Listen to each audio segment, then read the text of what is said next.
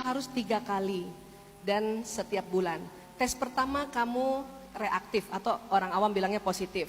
Tes kedua positif, tes ketiga positif. Jadi 3 kali kamu tes positif, tegak diagnosis kamu terinfeksi virus HIV.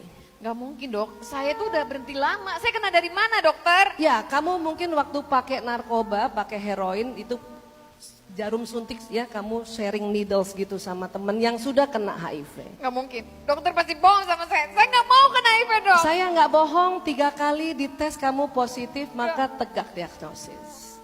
Bapak Ibu, untuk kepentingan seminar dan kepentingan bersama, saya mau cerita dan ini atas kerelaan Mbak Adel dan keluarganya. Mbak Adel adalah seorang ODA. ODA singkatan, orang dengan HIV AIDS.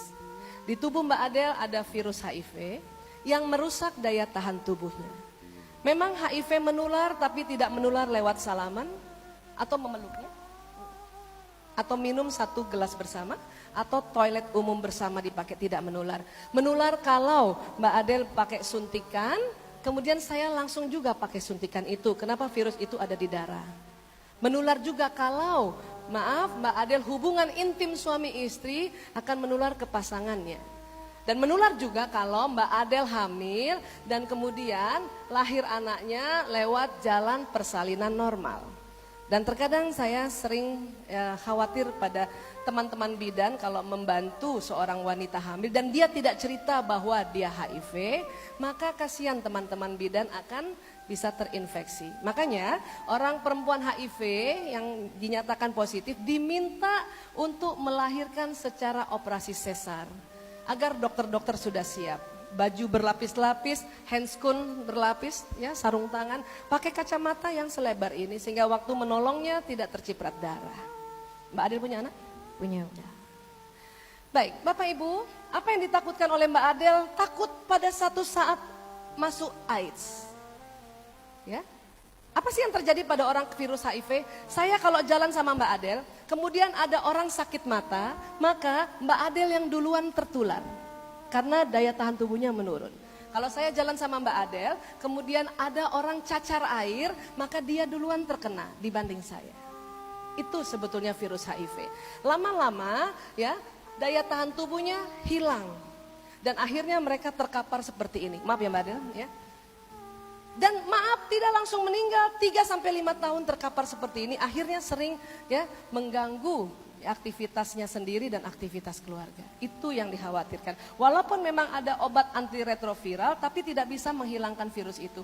Hanya bisa membuat agar Mbak Adel kalau ke fase ini agak lama. Orang kalau tidak pakai antiretroviral dari kena HIV masuk ke sini 5 tahun, tapi kalau pakai insya Allah 30 tahun masih bisa bertahan. Doakan Bapak Ibu ya. Di Indonesia banyak sekali orang yang seperti Mbak Adel. Mbak Adel. Ya. Mbak Adel berapa bersaudara? 6. Yang pakai narkoba ada berapa? 5. Mbak Adel 6 bersaudara, 5 yang pakai. 1 kenapa kok bisa kena, nggak kena? Karena kakak saya yang 1 tuh tinggalnya di Bandung, dia kuliah. Oh gitu ya. Yang 5 ini awalnya kamu nggak tahu? Awalnya nggak tahu kalau mereka pakai. Kapan kamu tahu? Taunya pas lagi bokul di tempat BD. Bokul tuh beli ya, bahasa Iya, sana ya. Bahasa selengeannya narkoba ya, bokul ya. Baik, sekarang 5 kondisinya bagaimana? 5 sudah pulih Bu. Termasuk kamu? Iya. Terus? Tapi yang 2 itu udah pulih total. Pulih total, apa maksudnya pulih total? Sudah meninggal dunia. Oh istilah mereka, pulih total itu meninggal dunia ya. 2 orang di antara mereka berlima yang pakai narkoba sudah meninggal dunia. Meninggalnya karena apa? Komplikasi Bu. Karena komplikasi yang tadi juga ya. Tapi untungnya mereka meninggal sudah dalam keadaan berobat dan bertobat. Tetapi komplikasi yang tadi ini tidak bisa dihindari. Saya lihat persis perjuangan orang tuanya Mbak Adel, luar biasa. Ibunya tidak tahu mau bilang apa, 5 anaknya Masya Allah. Dia pindah rumah terlambat, kenapa?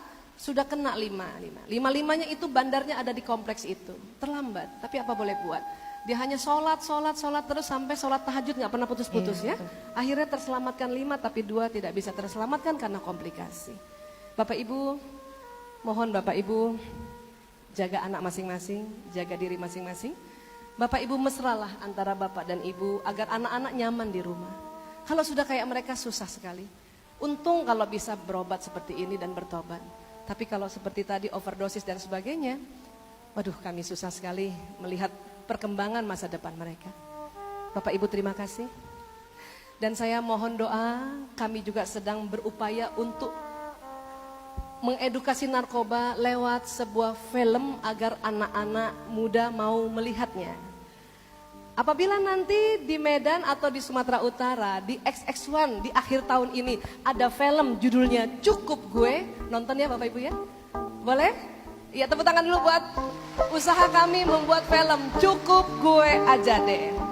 Film ini kami buat agak lama, sudah 2 tahun, baru selesai 70%. Karena memang kami tidak dibantu sponsor, justru kami meminta masyarakat Indonesia ikut membantu membuat film ini dengan cara membeli merchandise yang sekecil ini. Mudah-mudahan Bapak Ibu juga pada saatnya nanti setelah selesai acara berminat juga, ya berarti Bapak Ibu membantu pembuatan film kami. Terima kasih banyak, ya sekali lagi terima kasih Pak Bambang, terima kasih banyak, terima kasih semuanya Bapak Ibu, terima kasih. Bayangkan orang tua mereka saja dengan kekuatan doa dan cintanya bisa bangkit, apalagi Bapak Ibu yang anaknya masih baik, masih bagus.